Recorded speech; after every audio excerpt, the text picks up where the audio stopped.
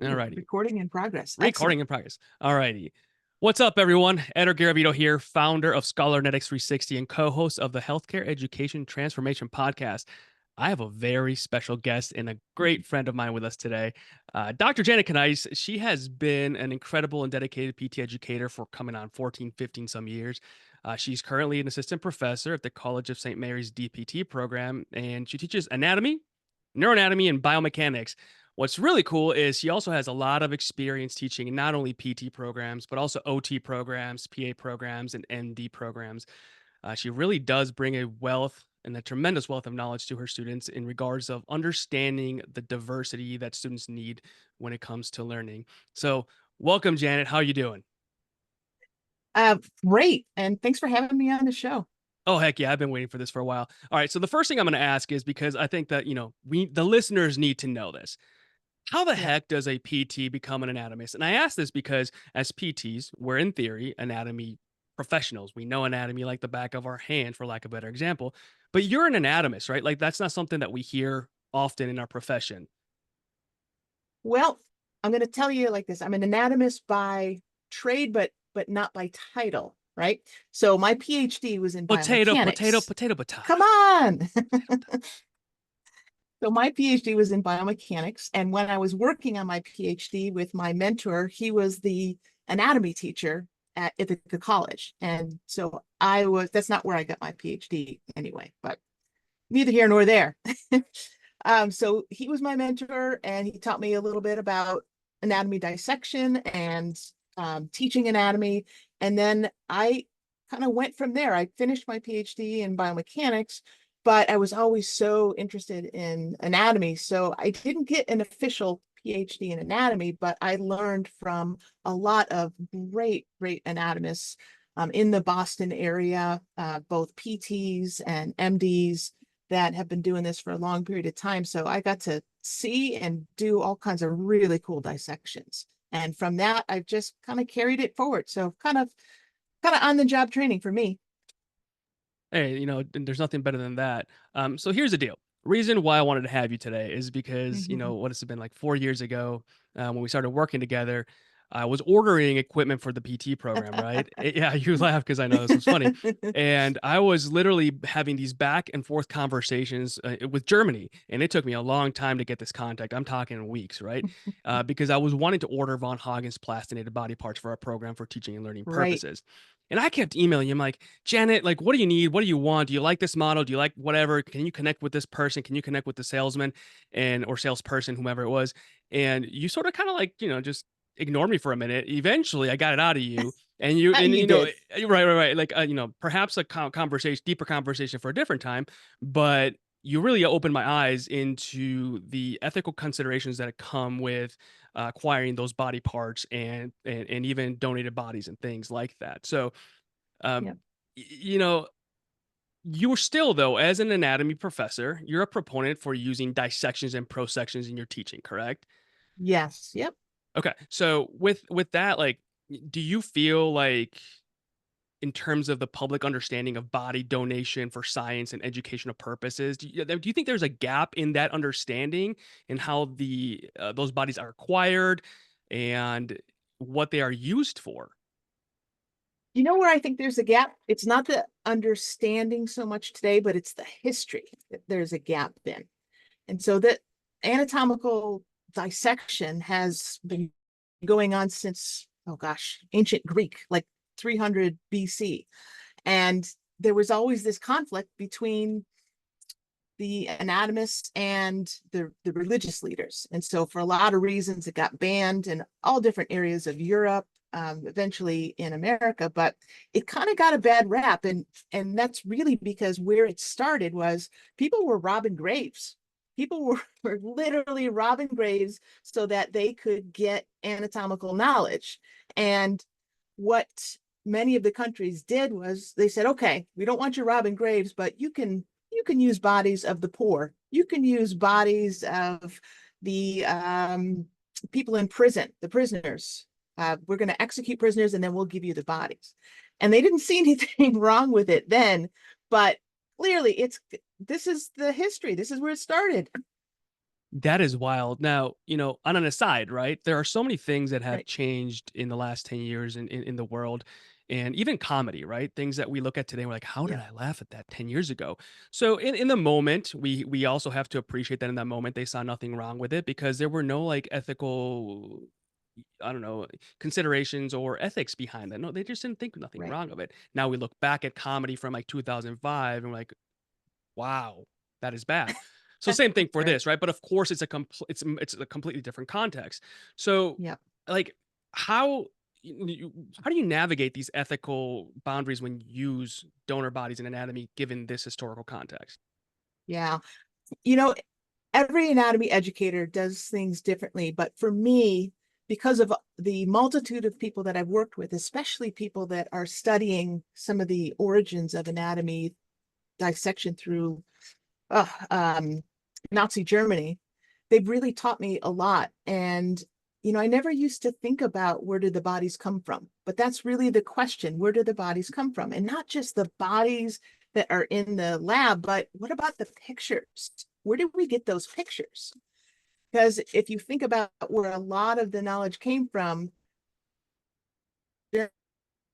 12, 13 years, there was executions and they used people's bodies and body parts through these executions. And that really kind of set the tone for, let's see, wait, now I got lost on your question. No, that's all right. I mean, it was kind of a I loaded. totally got lost. Sorry It was about a that. loaded question, but so I think what you brought up a really good point that what you did not know in the beginning of your teaching was Oh, the that's right. history of where these bodies came from, right? So let's turn Right. it into more of a direct question because it was a broad question. Like Yeah. how important or not how, but why do you feel like why do you feel it's important for you to teach your students the background of the historical context of body acquisition? Because when I went to PT school, I dissected 30 different bodies with peers and I never knew anything Yeah. about this. They never talked about this. Yeah. Yeah. And so, I take it upon myself to say this is a gift, right? Our knowledge is a gift from these people who chose to donate their bodies. Because years before that, there weren't choices, but now people are choosing this is how we get uh, cadavers or donated bodies into the educational system. So that's really after hearing some of that, I just said, I got to look into this. I got to know where do my resources come from? Where not only where do the bodies come from, but where do the anatomy textbooks come from? Where do some of those pictures come from? Where do perhaps organs or things that are preserved?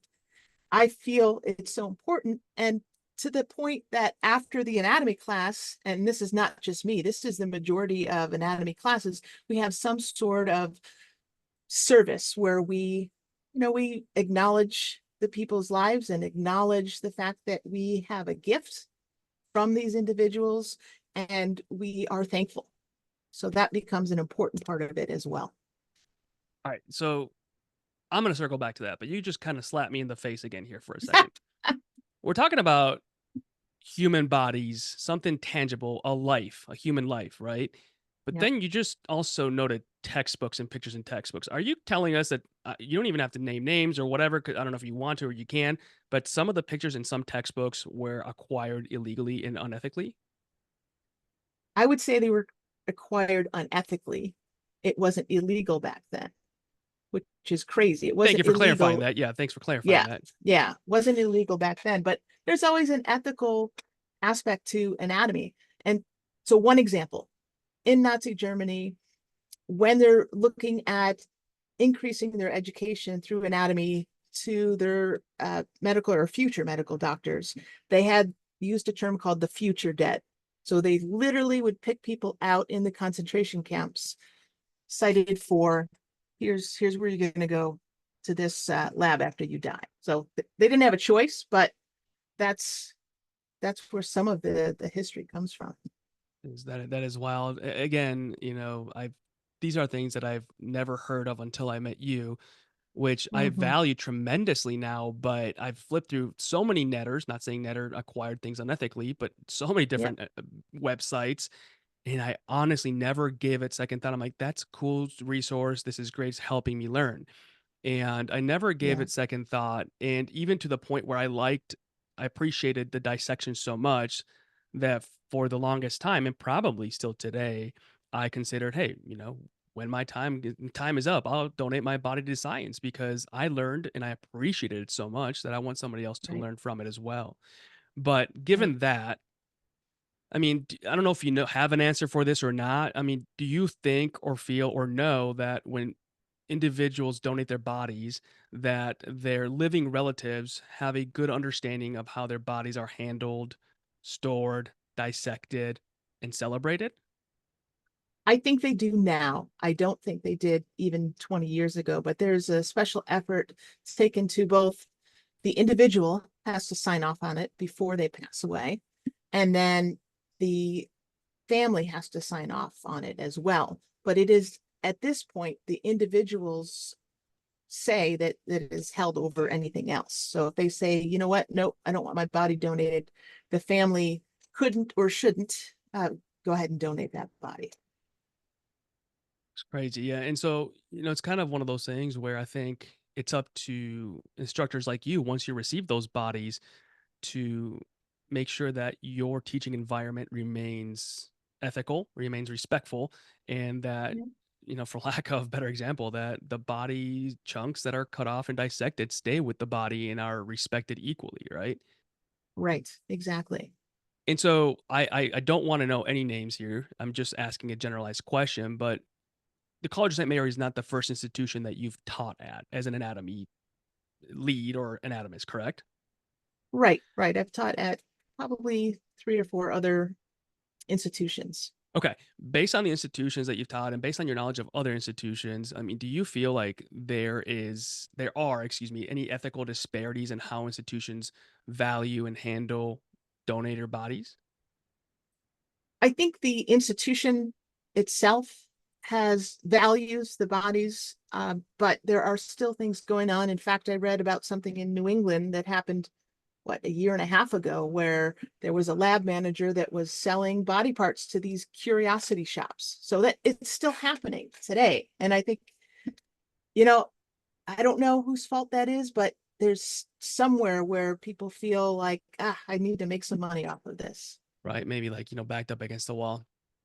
Yeah, I I don't think know. we can talk about like the ethical stuff for so long and forever.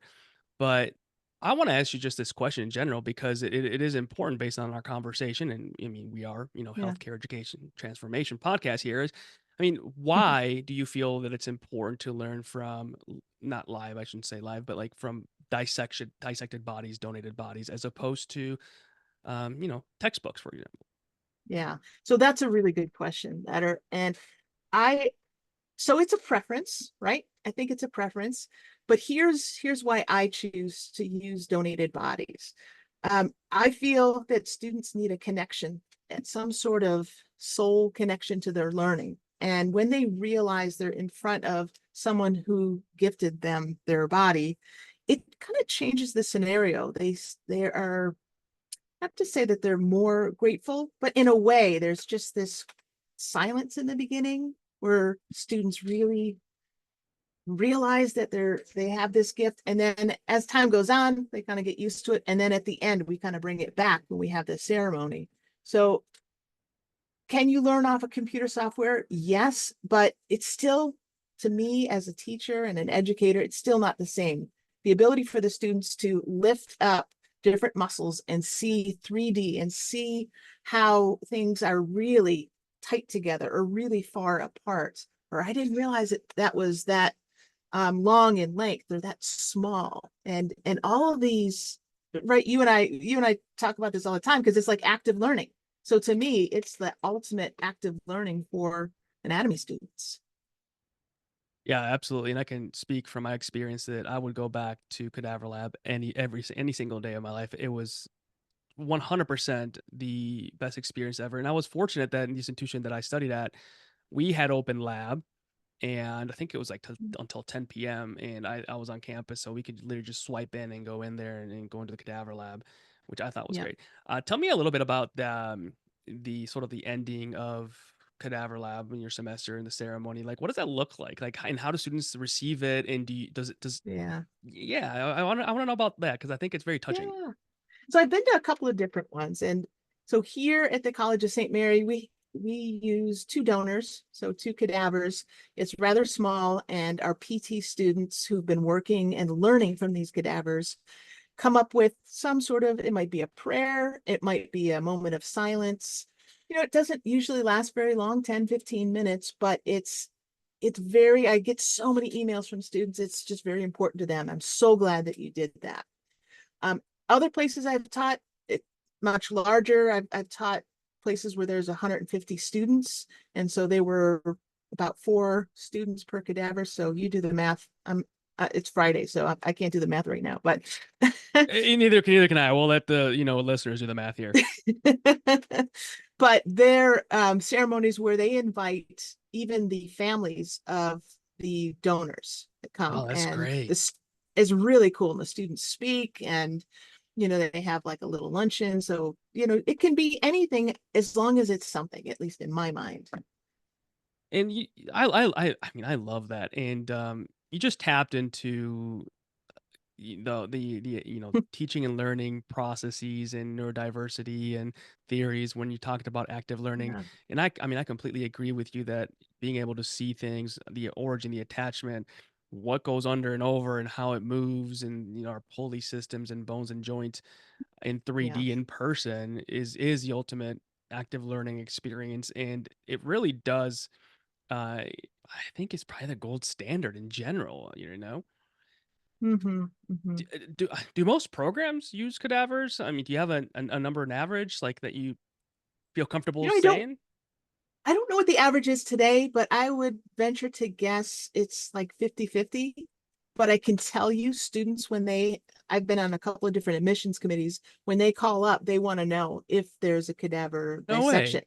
Yeah, they're Wow. like, some students, that makes their decision for So that's them. a selling point for some programs if they Oh, you for have cadavers sure. or not. For sure. Hey, Yeah. everybody, you listening program directors, get cadavers. If you want to get more students, apparently. There you go. That is cool. That is cool. Um, Yeah. how about like student reactions? Have you ever had any crazy student reactions or oppositions to going into cadaver lab that you remember in your years of teaching? So crazy oppositions, I would say no. I said most students end up going into the cadaver lab. I've had a few students, not here at the College of St. Mary, but other places where they said, well, it's from a religious standpoint, I don't think I can do this. And then they end up doing it anyway. So I always give them the option. You don't have to come in. It will help your learning. You can wait outside. You can come in for a few seconds and then walk out, whatever your hesitation. And I have to tell you, every student I've taught has done it. So they must know in the back of their mind that this is going to be a good learning experience. They just need some assurance that we're doing right by the people that have donated their bodies. I love that. I think that giving the option and then just them feeling that you're doing right by the people that donated their bodies, and that way it's almost a hook for them to have an amazing learning experience. But you just mentioned that, you give an option, and I mean, I don't know. So I was in school in cadaver lab 14 years ago, I guess when you started teaching something like that. I Yeah. don't I mean, it's been a minute. I'm sure they Right. mentioned, if you have religious, any sort of religious things that you can't go into cadaver lab, for example, or Right. exemptions or beliefs. But I don't ever remember it being an option for any of us. I remember it being like, you got to come in here and this is where you're going to take your anatomy test or else. Yeah. Yeah. And it just never works that way. I think you have to think about the diversity of the students, right? And everybody has a different background. Everybody had a different experience of what they think anatomical dissection is. And if you came from a poor family years ago, well, you have a right to be really nervous because some of your ancestors, their bodies could have been stolen from graves. Yeah, that's fair. I think we as educators need to do, I don't want to say a better job because a lot of us do a good job, but we need to do different Mm. by making sure that we understand the students' backgrounds instead of just forcing them to do things, because that still Exactly. falls into that learning, learning theory, right? Teaching and learning theory.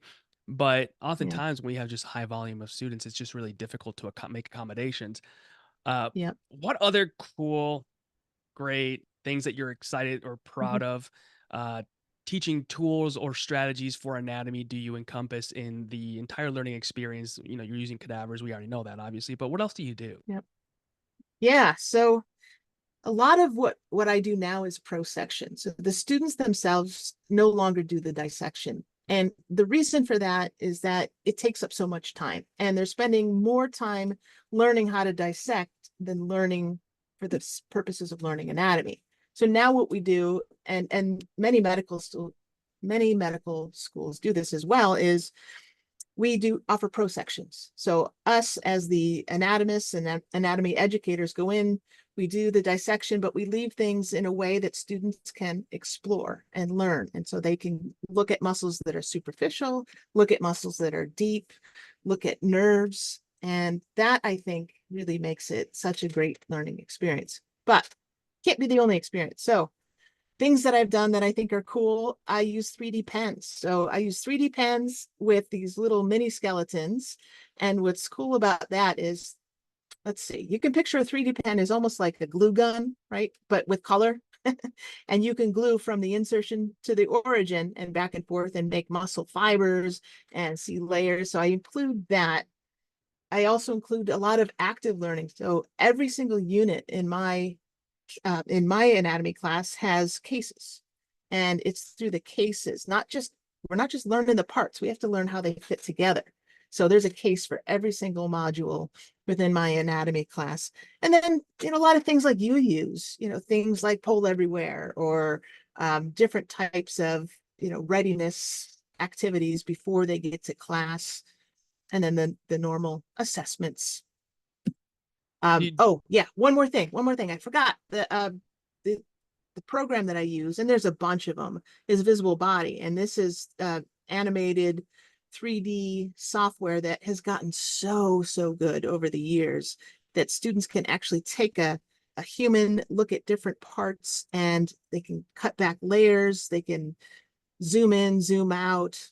There's so much stuff better. It's amazing. all right, so you went there, so let's go there. Let's go there. First, yes or no? Do you believe, or in your practice, in your belief of teaching and learning, that using cadavers for teaching healthcare professionals is an absolute necessity? I think for PT students, it's an absolute necessity. I think Fair. there's some students, yeah, I think for PT students for sure. I think that I think that's a valid opinion. So, what about like using other technologies, like you just mentioned 3D printing, or using things like um, any other advanced technologies that perhaps can simulate anatomy? Do you feel like they're better? They are, on par to learning from cadavers, or do you think that maybe they are just an adjacent or an adjunct to learning to the learning experience? For me, I think they're an adjunct. My, I don't know, maybe I say it's my bias. My bias is that I think you get more bang for your buck with the learning tool of cadavers than just using 3D 3D programs or things like that. I think you need a variety of learning experiences. And in my opinion, I think cadavers are one of the most essential things that students can learn from. But cadavers, at the end of the day, right? I mean, it comes down to the availability of cadavers, Absolutely. because Yep. now we do things ethically and legally, right? That's right. Yeah, exactly. And you have to acquire them, right? And you have to Yep. do it through a specific method. Can you just talk to us briefly about what that method looks like? Because you don't carry them, but you physically bring them in, but you bring in the Right. bodies to the institution. Yeah. So each state has a different requirement. Right now, we'll talk about the state of Nebraska because that's where you and I are teaching, even though we don't live there. But the state of Nebraska has one single place, this universal donor. I don't know the name of it, but let's just call it a universal donor space.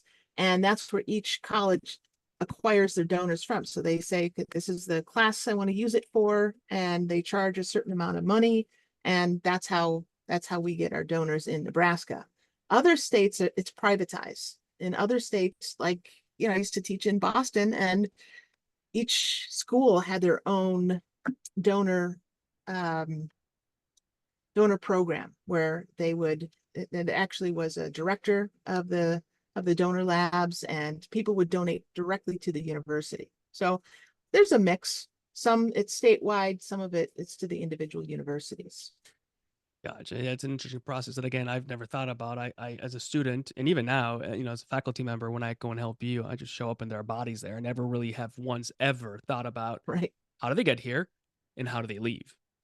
Right? Right. It just isn't something that I think about. I'm just like, oh, they're here. Like, yeah, I'll help you with whatever.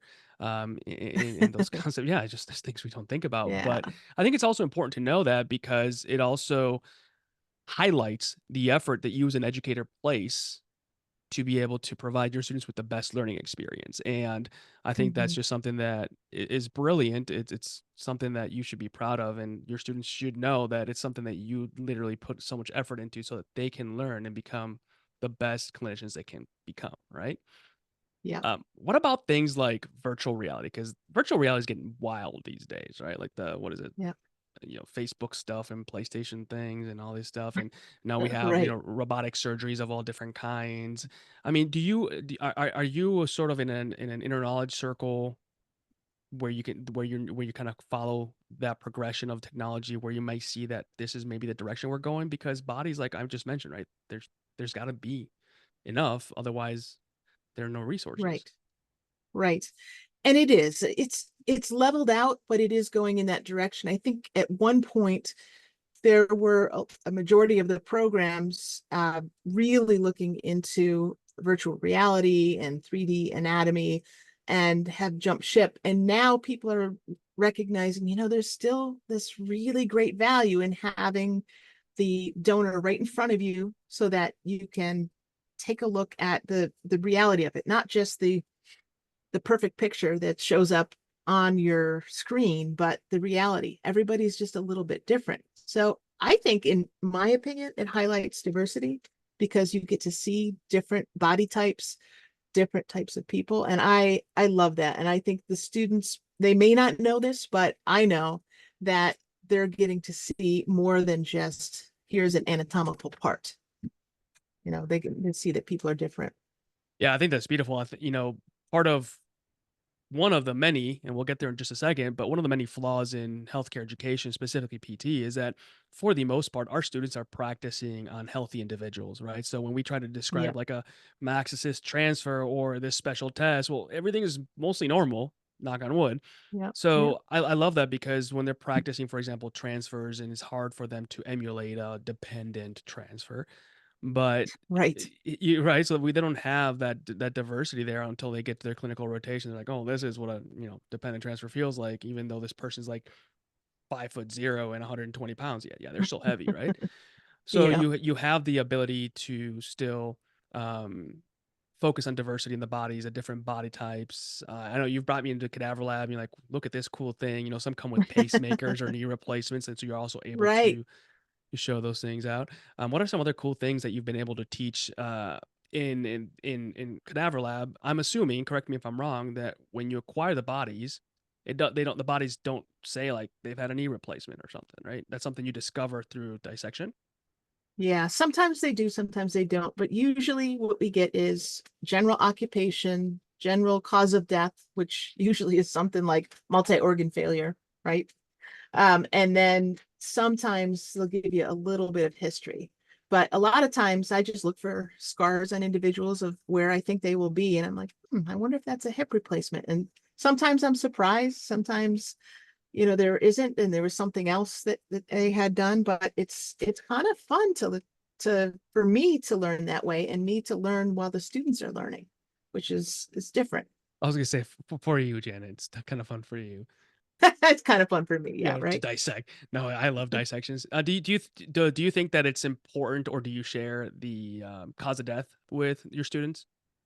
I do, and I share it at the very end, just before they do their ceremony. And for whatever reason, they get very interested in that. They want to know every little bit that we can ethically tell them about the patient. Now, we only get a little bit, so I'm sure the center that sends them over from Nebraska, gets a little bit more, but we just get, like I told you, the very Yeah, basics. yeah. I think that, I mean, you probably know this too, but it probably has a lot to do with how much, even if they don't at the beginning, how much they value the experience and how much they value the donation of the body, and really how attached they get to the body because it's a person, right? It was a living, breathing, eating Exactly. person. And so they want to make sure that they value that experience in that body as much as possible by knowing everything about them. I remember when I was Oh a yeah. student, we would name the bodies, in the respectful manner, just so you know. Yeah. Yeah. Poems were made as well.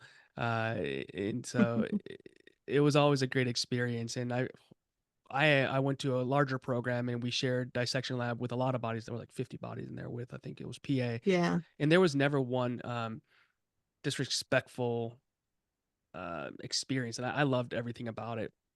I just got a couple Yeah. quick questions, and we can wrap up here. But are you Okay. aware of if there are any differences, good or bad, in sort of the global practices in teaching anatomy and acquiring bodies and ethics and legalities and everything? I don't think I'm aware globally of any major differences. Only from what I told you, in the past there were religious Past. institutions, but now everybody's pretty much on board with this type of universal body donation and similar requirements. Well, I probably wouldn't know of anything unethically going on because it'd be hidden, right? You would hope so, but I apparently, would hope apparently, so. even the history wasn't hidden, because now we were finding out these things, and there was gosh, what was it? Somebody that worked at, like, I don't even want to go there. It doesn't matter. Unethical stuff is just sometimes just comes up. But you're right. What is your absolute favorite thing about one, teaching in PT, like teaching in PT programs, or just teaching Mhm. and teaching anatomy? Oh man, there's a lot of things. I am a teacher at heart, so I love a lot of things about teaching. But for me, it's just the process of seeing the students from like day one to the end of the semester or day one to graduation and knowing where they came in. And you've provided the students with a path. You didn't walk the path, but you provided the path.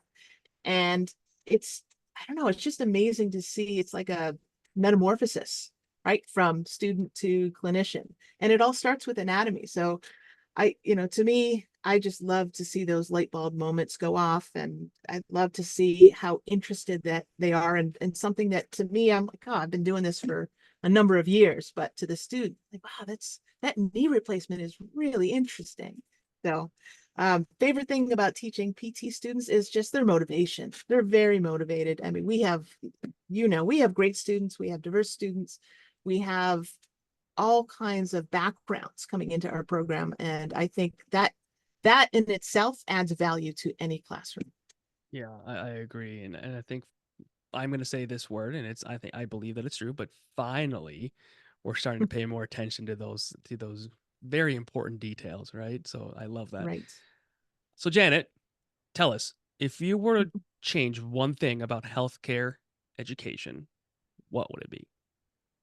I think number one thing would be accessibility. I think it's still not very accessible for people that don't have a lot of money. And if there were any way that we could make, whether it be medical school, PT school, etc., through the government, I don't know. I don't have the answers of how, but I know I'd love to have it more accessible because learning is such a gift and so many people get so much out of it. I 100% agree. Now, the great thing about what you said is that a lot of people have that response. I actually had that response as well with a little twist. So I'll add one like last little tidbit. But why do you think Yeah, that's important? Why do you think accessibility is important? Like, what's it? What is? Yeah, why do you think it's yeah, important?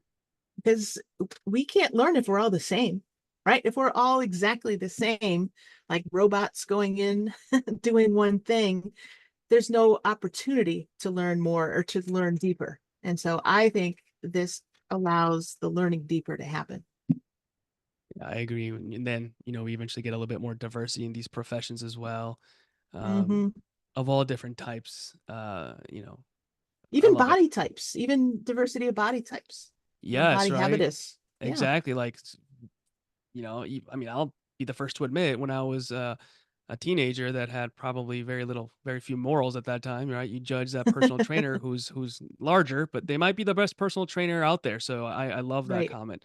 Yes, I've changed. I'm much older than a teenager now. We live and we learn.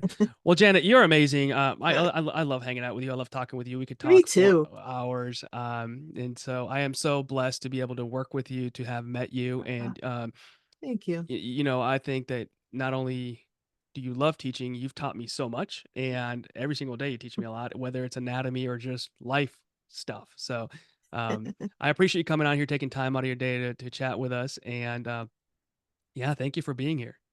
You're welcome. I appreciate you too, Ed.